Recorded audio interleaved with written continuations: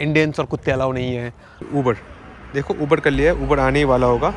यहाँ पे पूरा देखो, हर बिल्डिंग में बार्ज वायर्स है, हर बिल्डिंग में wires. But it's better than Joburg. Joburg, they kill anybody, like criminals. They can kill you just for nothing. सामने अपना सबसे फेमस बंदा साउथ अफ्रीका का नेल्सन मंडेला भाई साहब। पूरा टैक्सी का एरिया है, पूरा टैक्सी टैक्सी टैक्सी टैक्सी। उधर बॉर्डर है। My face not your face. South Africa के आखिरी वीडियो में स्वागत है, जो कि मेरी जिंदगी का एक बहुत ही डरावना रात होने वाला था। हम लोग लेसोथो छोड़ के जाने वाले थे, ब्लूमफॉन्टेन स्किप करके जोहानिसबर्ग, जो कि दुनिया का सबसे डेंजर सिटी में होता है। प्लान तो था दिन में लैंड करने का, पर पहुंचते पहुंचते रात हो गया। इतना डरावना क्रेजी एक्सपीरियंस था, मैं भाग के प्रेटोरिया पहुंच गया।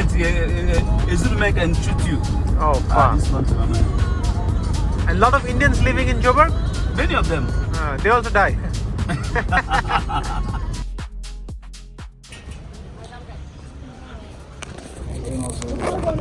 Good morning guys from Lesotho, South African border. Lesotho south Africa के एटलीस्ट 5-6-7 बॉर्डर से। आज मैं सुबह बस टर्मिनल में गया तो वहाँ मेरे को डरबन की बस मिली। अगर मैं प्लान करता तो यहाँ से डरबन भी जा सकता था। फिलहाल उसको छोड़ते हुए हम लोग क्रॉस करते हैं और देखते हैं कहाँ की ट्रांसपोर्ट मिलता है। वो पूरा बॉर्डर एरिया था, तो हालत ख़राब थी। आज इतना लाइन था, संडे को लगता है जनरली बॉर्डर्स खाली होते, पर यहाँ पे संडे में इतना भीड़ था कि मैं पैदल क्रॉस ही नहीं कर पाता। फिर मैंने हिचहाइक कर लिया, राइड लेके अभी क्रॉस करके आ चुका हूँ मैं इधर। साउथ अफ्रीका में वापस स्वागत है। कुछ पूछा नहीं, यहाँ से मैंने कैश निकाल लिया। यहाँ पे एक दुकान है जो कि 400 रैंड मैंने कैश निकाला, तो 30 रैंड चार्ज कर लिया। 30 रैंड लगभग $2 180 रुपये। क्या कर सकते हैं, अभी यहाँ से पता करते हैं कहाँ जा सकते हैं। यहाँ पे मैंने बैग रख दिया। देखो, अभी हम लोग वेट कर रहे हैं अपने बस के जर्नी के लिए। यहाँ पे पूरा टैक्सी का एरिया है, पूरा टैक्सी टैक्सी टैक्सी टैक्सी। उधर बॉर्डर है और my face not your face, my face. भाई लेसोथो में था, किसी को रिकॉर्डिंग से प्रॉब्लम नहीं था। अभी साउथ अफ्रीका आ गया तो सबको तकलीफ हो रहा है इस चीज़ से। कोई बात नहीं, जिनके मन में काला होता है वो लोग ही कैमरा से डरते हैं। मैं तो डरता नहीं हूँ, मैं हर जगह मेरे को रिकॉर्ड करो। और अभी हम लोग वेट कर रहे हैं। यहाँ से 370 रैंड है जोहानिसबर्ग जाने का और 180 रैंड है ब्लूमफॉन्टेन जाने का। शाम के दोपहर के 2 बज गए हैं, लेट हो चुका है। यहाँ पे दोपहर के अगर सुबह के 11 बजे होता तो ज़्यादा बेटर रहता, तो दिन दिन में पहुँच जाता जोहानिसबर्ग। अभी तो जोहानिसबर्ग पहुँचते बहुत रात हो जाएगा। भाई मैंने बैग बाहर रख दिया, फ्रंट वाला सीट मिल गया है। ऑलमोस्ट 3 बजने को है। मेरे को नहीं लगता कि 3:30 बजे से पहले गाड़ी जाने वाली है। लगभग सुबह 9 पहुंच गया था बॉर्डर पे। सोचा था 10-11 तक क्रॉस कर लूंगा, 12 बजे गाड़ी में बैठूंगा और 6 घंटे की जर्नी है तो शाम के 6 बजे तक जोहानिसबर्ग पहुंच जाऊंगा। पर देखो फूटी किस्मत, 3:30 बजे गाड़ी स्टार्ट हुआ तो पहुंचते पहुंचते 9:30-10 बजने वाले थे। मेट्रो ट्रांसपोर्ट सब कुछ बंद हो जाता था। तो रास्ते भले ही सपाट हो, बहुत ही साफ हो, पर अपनी फूटी किस्मत तो लेके चलना ही पड़ेगा। और फूटी किस्मत के कारण देखो क्या होता है, गाड़ी अपना खराब हो गया। और गाड़ी खराब होने की वजह से हम लोग को 2-3 घंटे का डिले हो गया। अभी लग रहा था कि भाई तू और डिले कर, फटाफट मत पहुंच। मेरे को रात के 11-12 बजे नहीं पहुंचना जोहानिसबर्ग। मेरे को तू डिले करके पूरी रात ड्राइव करके सुबह के 6-7 बजे पहुंचा दे तो जोहानिसबर्ग। भाई अफ्रीका है तो गाड़ी टूटना तो नॉर्मल बात है। अपना गाड़ी फिर से खराब हो गया, मतलब अफ्रीका में फिर से खराब हो गया इस ट्रिप में पहली बार। बाकी देखो खूबसूरत, इसको क्या कहते हैं हिंदी में, सनफ्लावर, सूर्यमुखी। कुछ मुरझाए हुए हैं, कुछ बढ़िया है, वादियाँ हैं। बस पंगा ये है कि जब तक हम लोग पहुँचेंगे जोहानिसबर्ग रात के 8-9 बज जाएंगे, जो कि सेफ नहीं है। तो अपना पुराना गाड़ी ख़राब हो गया। अभी रास्ते में से रैंडम गाड़ी रुकवा के अभी हम लोग को इस गाड़ी में बैठाया जा रहा है। सोचो क्या हालत है। जिसका डर था वही हुआ। हम लोग पहुँचे जोहानिसबर्ग ऑलमोस्ट 11:15 बजे। मेरा होस्ट था प्रेटोरिया में, जो कि जोहानिसबर्ग से लगभग 1 घंटा दूर था। पर जैसे तैसे मेरे को ये टैक्सी वाला मिला। But Cape Town is safe. Yeah, Cape Town is safe. You know, that side is full of cowards. They do their gangs, all these their gangs shootings, killing that side. But it's better than Joburg. Joburg, they kill anybody, like criminals. They can kill you just for nothing. Argument, a Zulu man can shoot you. Oh, fuck. This country, man. And lot of Indians living in Joburg? Many of them. They also die. You know that people they're too scared. Yeah. Unless in their community where they are, they're made in Durban. Durban, yes. Yeah, their community you can't overpower them there. But this area they're scared. And Durban is safe? Yeah, it's safe because I mean, Durban there's no killings in Durban to compare Joburg. Okay. Yeah, Durban is safe. All the crazy in the world is in Joburg. Joburg, yeah. Shit. भाई जिंदगी का सबसे महंगा उबर ride लेके आ चुका हूँ अपने host के घर। मैंने तो चेक भी नहीं किया फ़ोन में कितना चार्ज कटा है। लगभग 2500 रुपये कटा होगा मेरे फ़ोन से, मतलब मेरे कार्ड से बोल्ट पे। 2-3 उबर कैंसिल कर दिए थे। मैं जब उतरा तब बस वाला बोल रहा था भाई यहाँ पे बहुत खतरा है। मेरा अफ्रीका समर में घूमने का एक ही मोटो था कि दिन में ट्रैवल करो, और क्योंकि दिन लंबा है, सुबह शाम के 6-7 बजे तक मतलब लाइट रहता है। पर आज मैंने गलती कर दी। आज सुबह मैंने 10 बजे उठा और फिर बॉर्डर पे बहुत लंबा लाइन था और फिर बहुत लेट से क्रॉस किया, बहुत फलाना ढिमकाना हो गया। और मेरे को जो टैक्सी पकड़ना था जोहान्सबर्ग के लिए सुबह के 10-11 बजे या फिर 12 बजे तक भी ठीक था, वो पकड़ते बज गया 3:30 बज गए। ऊपर से गाड़ी भी ख़राब हो गया। तो जो 5 घंटे का जर्नी वो लगा 6 घंटा। जो पहुंचने वाला था दिन के लाइट में शाम के 6 बजे, वो पहुंचा रात के 9:30-10 बजे। वो तो अच्छा हुआ कि रात के 11-12 बजे नहीं पहुंचा। फिर तो भाई मैं तो ड्राइवर को बोलता टैक्सी के, मतलब वो जो ट्रांसपोर्ट के, भाई अपने घर ले चलो, चाहे तुम मेरे से 1000-2000 रुपये ले लो, अपने साथ रखो, दिन में छोड़ना। क्योंकि बहुत ही ख़तरनाक शहर है जोहान्सबर्ग। दुनिया का सबसे ज़्यादा क्या कहते हैं, खून इधर ही होता है। पर जैसे जैसे मैं पेट्रोलियम अपने काउंसलर होस्ट के घर पहुंच गया, 2500 लगे भले, बट बढ़िया है। अभी नहाते हैं और आप लोगों से कल मिलते हैं।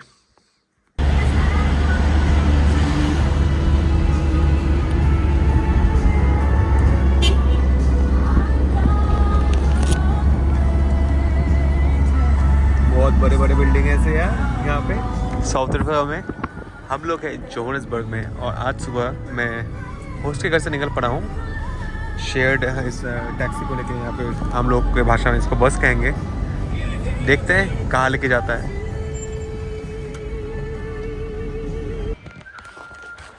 तो उस टैक्सी ने बस ने मेरे को उतार दिया मिडल ऑफ नोवेयर। अभी मेरे को जाना है एस्वातिनी एम्बेसी, क्योंकि मेरे को एस्वातिनी या फिर स्वाज़ीलैंड का वीज़ा लेना है।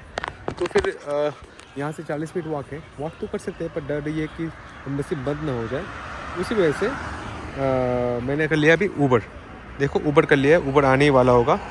यहाँ पे पूरा देखो हर बिल्डिंग में बार्ज वायर्स है, हर बिल्डिंग में वायर्स है। वैसे तो हम लोग हैं one of the safest place में, क्योंकि यहाँ पे सारे एम्बेसीज है और सारे एम्बेसीज एरियाज में सेफ रहता है।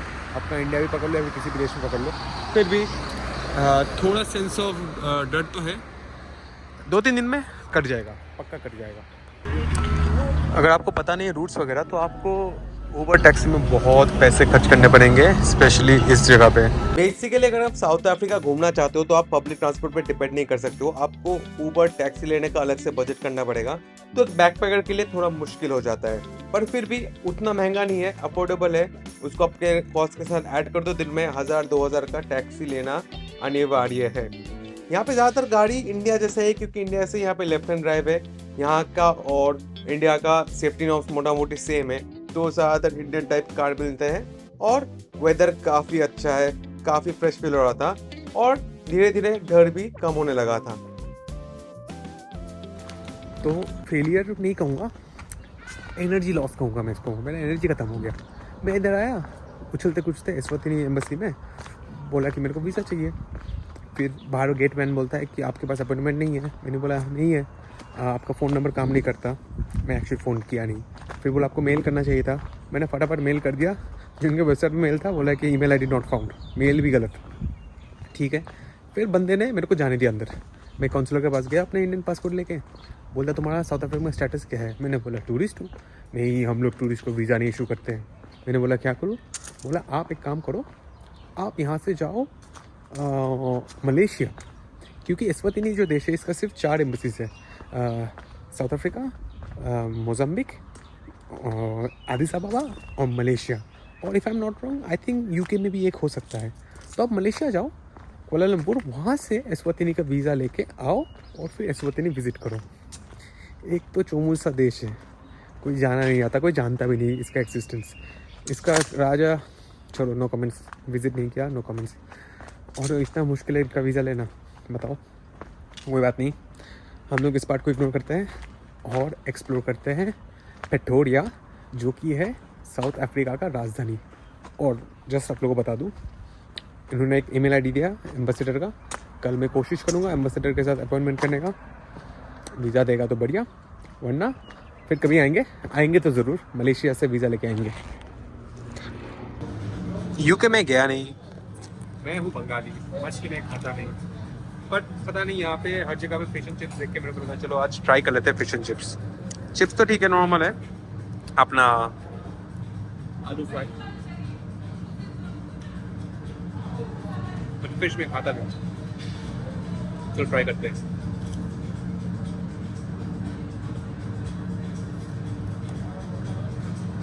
स्मेल है बस चिकन जैसा है, बिनी हार्ड। ये पड़ा मेरे को 40 का, लगभग 200 रुपये का।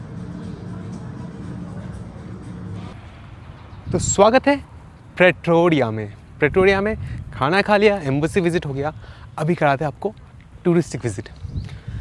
एम्बेसी जो कि सेंटर एरिया में था, उसके बगल में ही है यहाँ का मोस्ट इम्पॉर्टेंट मोनूमेंट, जिसे कहते हैं दी यूनियन बिल्डिंग।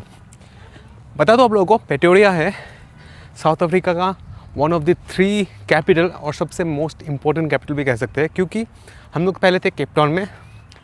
प्रेसिडेंट का घर तो उधर है, मतलब प्रेसिडेंशियल हाउस उधर है, पर प्रेसिडेंट ज़्यादातर टाइम प्रेटोरिया में बिताता है, क्योंकि यहाँ पे पूरा मिनिस्ट्री और यहाँ पे पूरा उसे क्या कहते हैं बोर्ड्स, सारे लेजिस्लेटिव कैपिटल यही है। तो मतलब जैसे अपना पार्लियामेंट जो है, पार्लियामेंट इधर है और राष्ट्रपति भवन वो है अपना प्रेटोरिया पे, सॉरी केप टाउन पे। तो ऑफ कोर्स सारा काम तो पार्लियामेंट से होता है, तो अपना क्या कहते हैं प्रेसिडेंट को इधर ही आना पड़ेगा। ऑन टॉप ऑफ दैट जो दूसरा कैपिटल था वो था ब्लूमफोंटेन, जहाँ पे सिर्फ सुप्रीम कोर्ट, तो वहाँ पे बस केसेस होते हैं। हार्डली कोई साउथ अफ्रीकन अपनी ज़िंदगी में कभी जाएगा ब्लूमफोंटेन, सब यहाँ पे आते हैं केप टाउन में या फिर प्रेटोरिया जोहान्सबर्ग। ऑल दो थकावट हो रही है। ऑल दो जोहान्सबर्ग सबसे बड़ा शहर है, पॉपुलेशन लगभग 1 करोड़ के आसपास है पूरा एरिया में। पर प्रेटोरिया जो कि जोहान्सबर्ग से सिर्फ 40-50 किलोमीटर दूर है, सिस्टर सिटी कह सकते हो, जैसे दिल्ली नोएडा हो गया। यहाँ पे है सारा एम्बेसीज और सब कुछ। हेलो, इनको ना आदत नहीं है टूरिस्ट की। यहाँ पे ज़्यादातर टूरिस्ट प्रेटोरिया या फिर जोहान्सबर्ग विजिट ही नहीं करते। जो भी आते हैं साउथ अफ्रीका में वो जोहान्सबर्ग उधर के ही यहाँ से चले जाते हैं Kruger national park. Kruger national park अपना मसाई मारा टाइप ही है क्रूगर नेशनल पार्क, यहाँ पे सब कुछ दिख जाता है। और फिर लोग चले जाते हैं या तो डरबन या तो केप टाउन फॉर श्योर, क्योंकि साउथ अफ्रीका आए और केप टाउन नहीं गए तो साउथ अफ्रीका नहीं आए।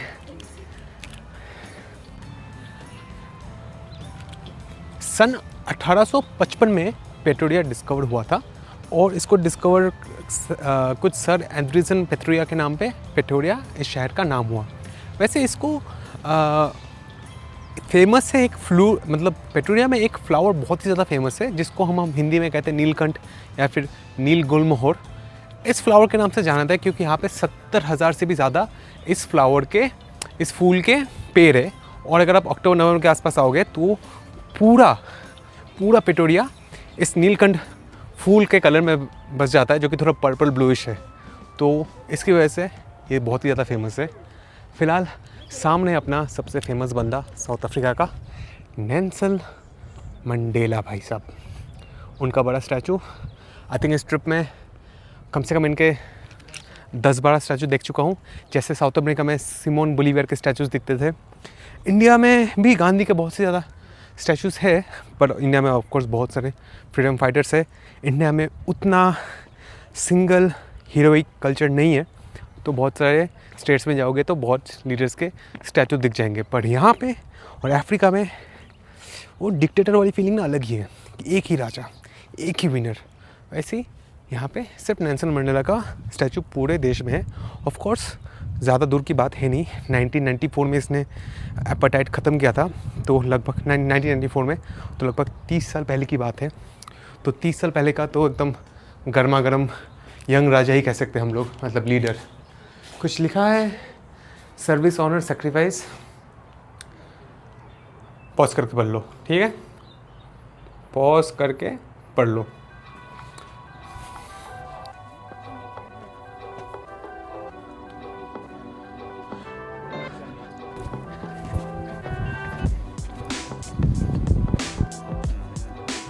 वो है अपने मंडेला जी का बड़ा स्टैचू, हाथ फैला के बोल रहे हैं कि भाई कर दिया, मैंने कर दिया, एपेटाइट ख़त्म।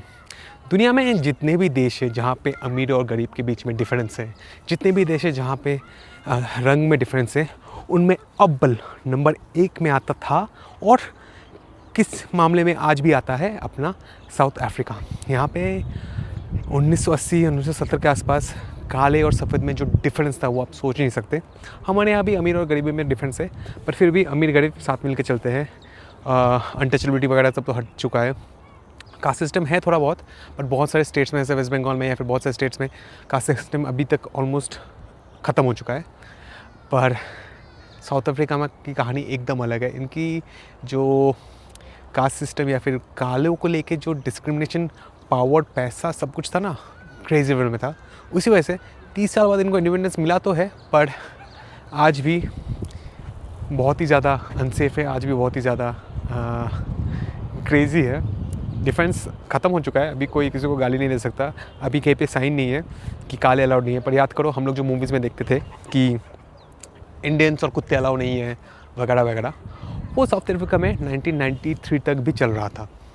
बहुत सारे बीचेस में लिखा था अगर आपके शरीर में रंग है तो आपको अलाउ नहीं है। इनफैक्ट अपना गांधी जी को भी 100 साल पहले यहाँ से लात मार के निकाल दिया था, और वो पैटर्न, वही कल्चर, वही चीज़ 1890 से लेके 1990s तक चलता गया। इस बंदे ने फ़ाइट किया, जी जान लगा के फ़ाइट किया, और फिर होना ही था। पर हम सरप्राइज कि देखो दुनिया में कितने चेंजेस आ गए। यूनाइटेड नेशंस हो गए थे, सारे कंट्रीज़ में एक स्टैंडर्डाइजेशन आ गया था, ह्यूमन राइट्स आ गए थे, सब कुछ था। फिर भी 1990s के आसपास, मतलब सिर्फ 30 साल पहले भी लोग कालों को यहाँ पे खुला मुंह पे डिस्क्रिमिनेट करते थे। आज के दिन में खुला मुंह पे तो नहीं होता है, आज के दिन में पैसे का घमंड है। खुला मुंह पे कालों का डिस्क्रिमिनेशन आज के दिन में शायद ही, मतलब कोई भी अफ्रीकन या फिर अमेरिकन, यूरोपियन कंट्रीज़ में होगा। एशियन कंट्रीज़ में अभी भी थोड़ा बहुत होता है। अगर आप जाओगे कहीं पे भी, मैंने सुना है साउथ कोरिया में या फिर जापान में, अगर आप डार्क स्किन के हो तो आपको अलाउ नहीं करते।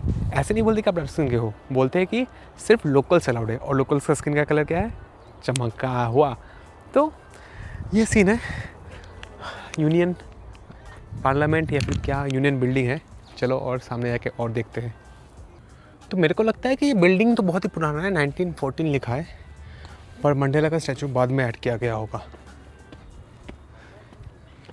क्योंकि ये बिल्डिंग देख के तो लगता नहीं है कि अफ्रीकन्स ने बनाया होगा, देख के लग रहा है कि यूरोपियंस ने बनाया होगा। पर ऐसा सेम स्टैचू, मतलब सेम बिल्डिंग इंडिया में भी है। अपना जो इंडिया का पार्लियामेंट है ना, वो एकदम ऐसा ही दिखता है। कुछ साउथ अफ्रीकन ने कहा कि हम लोग का जो यूनियन बिल्डिंग है, आप लोग का पार्लियामेंट भी सेम वैसा ही है, हम लोग आते हैं उसको देखने के लिए। ऑफ कोर्स अंदर नहीं जा सकते, कैसे सोच लिया कि मैं अंदर जा सकता हूँ। यूनियन बिल्डिंग है, यूनियन के लोगों के लिए, हम लोग बस बाहर से देख सकते हैं। कहा जाता है कि यार इसमें जहाँ से भी देखो पूरा बिल्डिंग सिमेट्रिक दिखता है, पर वो देखने के लिए ऊपर जाना चाहिए था। ऊपर साउथ अफ्रीका का फ्लैग भी नहीं झूल रहा है, पता नहीं। पर जो भी है, हम लोग यहीं से यूनियन गार्डन का मज़ा लेते हैं, और क्या, ये से जितना देख सकते हो आप लोग। मैं ट्राइपॉड ऊंचा करके दिखाने की कोशिश करता हूँ आप लोगों को। कहा जाता है कि इनका जो यूनियन बिल्डिंग है और अपना इंडिया का जो पार्लियामेंट है, एकदम same to same structure type के हिसाब से बनाया गया है। पार्लियामेंट जो दिल्ली में है वो मैं शायद गया नहीं, पर यूनियन बिल्डिंग के सामने से दिखा रहा हूँ आपको ये नज़ारा। आप लोग कमेंट करके बताओ कितना सिमिलरिटी है इन दोनों बिल्डिंग के बीच में। घना घना गार्डन, वेल अगर हम लोग अफ्रीका इमेजिन करते तो हम लोग को लगता है कि हाँ ज़रूर वहाँ पे बहुत सारे क्या कहते हैं हरियाली होगी, जंगल होगा, बट फ्रेश गार्डन हम लोग एक्चुअली अफ्रीका से इमेजिन नहीं करते हैं। ज़्यादातर अफ्रीका का जो एक्सपीरियंस होता है या फिर इमेजिन हमारे दिमाग में बैठ जाता है वो सहारियन अफ्रीका होता है, जैसे कि करीब अरबिक देश हो गए, चाद, बुर्किना फासो, माली, नीजर, इजिप्ट, अल्जीरिया, सूडान, इन सब का इमेज आता है। पर एक्चुअल में अगर बात करें सब सहारियन अफ्रीका, अपना Kenya, Tanzania, Rwanda, Uganda, Burundi, Zambia, Zimbabwe, south Africa, ये सब बहुत ही ज़्यादा लश है, बहुत ही ज़्यादा ग्रीनरी है यहाँ पे, पानी भी है, खाना भी है, गरीबी तो है, वो तो कांस्टेंट चीज़ है, पर बाकी सब में उतना ऐसा नहीं है कि इनको पास पानी नहीं है, खा नहीं पा रहे, फल वुल है, नेचर है, फसल उगाओ, खाओ पियो, मस्त रहो। हाँ यहाँ पे रोग बहुत ही ज़्यादा है, गुप्त रोग साउथ अफ्रीका में बहुत ज़्यादा है, पर हाँ Pretoria one of the most green capital cities of Africa कहा जाता है। मोस्ट तो नहीं but one of the most, और दिखता है भाई कितना ग्रीनरी है। और अनलाइक जोहान्सबर्ग जो इसका सिस्टर सिटी है, वहाँ पे बहुत ही ज़्यादा बिजनेस है, बहुत ही ज़्यादा क्राइम है। प्रिटोरिया कंपैरेटिवली बहुत ही सेफ है, और ये एक स्टूडेंट सिटी भी कहा जाता है। तो स्टूडेंट सिटी जनरली चिल होते हैं, देखो शांति शांति, कामनेस। अगर हम लोग अभी जोहान्सबर्ग जाएंगे तो बहुत ही कैक नी पी पू पै पा होगा, और ऊपर से जोहान्सबर्ग में स्टूडेंट्स कम है, यंग लोग कम है, जंगली लोग ज़्यादा है, टू बी ऑनेस्ट जंगली लोग।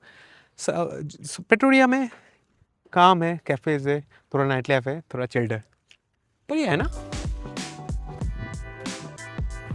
वैसे आप लोग को बता दो दुनिया में 10 से भी ज़्यादा देश है जहाँ पे एक से ज़्यादा कैपिटल है। जैसे अपने बगल में ही छोड़ा शहर में ढिंढोरा ऐसी बात होगी, मलेशिया का सिर्फ कुआलालंपुर कैपिटल नहीं है, एक और एम से कुछ शहर का नाम है जो कैपिटल है। फिर नेदरलैंड्स, फिर है अपना बोलीविया, फिर है अपना बेनिन, फिर है एस्वातिनी, फिर है अपना यमन, फिर है लीबिया, फिर है ऑफ कोर्स साउथ अफ्रीका, और 2-3 कंट्री है, मेरे को याद पूरा लिस्ट तो पता नहीं, जिनके एक से भी ज़्यादा कैपिटल है। पर हाँ साउथ अफ्रीका एकमात्र देश है जिसके 3 राजधानी है, और हमने तीनों देख लिया है।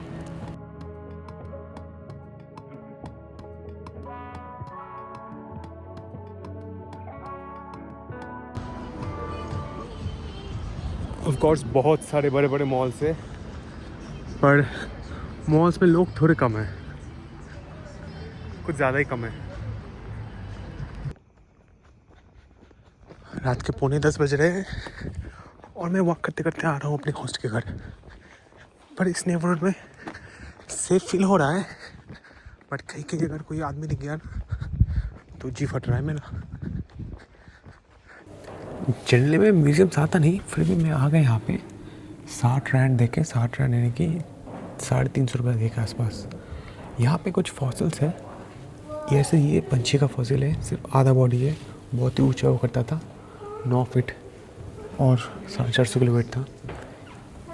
मैं प्रिटोरिया के सेंटर में चल रहा था, अचानक मेरे को दिख गया बड़े बड़े फॉसिल्स डायनासोर्स के। फिर मैंने अंदर चेकआउट किया तो इंटरनेशनल का प्राइस था 120 रैंड और लोकल्स का 60। मैंने चुपचाप 60 डाल दिया और मेरे को एंट्री मिल गई। यहाँ पे कुछ फॉसिल्स एक्चुअल पुराने टाइम के हैं और कुछ फॉसिल्स नए हैं, मतलब वही क्ले से बना के रखते हैं, बट बहुत ही बड़ा स्ट्रक्चर था तो मेरे को अच्छा लगा आने में। वैसे तो इतना इतिहास में, हिस्ट्री में इंटरेस्ट है नहीं ये सब चीज़ों में, पर क्योंकि साउथ अफ्रीका वाला रीजन ऐसा रीजन है जहाँ पे कई सारे डायनासोर्स एक्चुअल में पाए गए थे, साउथ अफ्रीका में, फिर मंगोलिया में भी पाए गए थे, तो इंटरेस्टिंग फैक्ट्स हैं, तो देख लिया, आप लोग को थोड़ा दिखा रहा हूँ। तो भाई म्यूजियम आ गया और यहाँ पे साउथ अफ्रीका में बहुत इंटरेस्टिंग चीज़ें दिख रहा था, जैसे कि ये पत्थर है 100 मिलियन साल पुराना। 100 मिलियन बोले तो 10 करोड़ साल पुराना पत्थर। सच है या झूठ मेरे को नहीं पता, देख रहा हूँ, दिखा रहा हूँ। और अगला जो ये पत्थर है इसको कहते हैं जियोड, इसके अंदर क्रिस्टल बनते हैं, ये भी बहुत पुराना होता है, ये भी करोड़ साल पुराने होते हैं। अलग अलग शेप्स थे और सारे सिर्फ साउथ अफ्रीका से नहीं थे, अलग अलग जगह से थे। देखो मैं आया था जोहान्सबर्ग और प्रिटोरिया एक्सप्लोर करने, पर डर के मारे सबने इतना डरा दिया, जोहान्सबर्ग में एक्सप्लोर कर नहीं पाया। ये पहली बार होगा कि किसी सिटी को मैंने डर के मारे एक्सप्लोर नहीं किया, तो फिर क्या करें, टाइम था तो इतना सुंदर म्यूजियम है, म्यूजियम एक्सप्लोर कर लिया। और म्यूजियम एक्सप्लोर करने के कारण भी इसके बाहर इतना बड़ा अच्छा डायनासोर का स्टैचू था। भाई साहब ये मैमल्स इतने बड़े होते थे, अगर अभी दिख जाए ना मेरे सामने, ये देखो मेरा हाथ है, पूरा कच्चा चबा आ जाएगा। वैसे ये तो रेप्लिका सी है। आप लोगों को बाहर दिखाता हूँ। जो स्ट्रक्चर देखने के बाद मैं शॉक्ड हो गया था और मैं अंदर आया। देखो कितना बड़ा डायनासोर का वो बना के रखा है उधर। इधर भी एक है, इधर भी एक है। सामने कुछ इंपॉर्टेंट बिल्डिंग है, पता नहीं क्या है।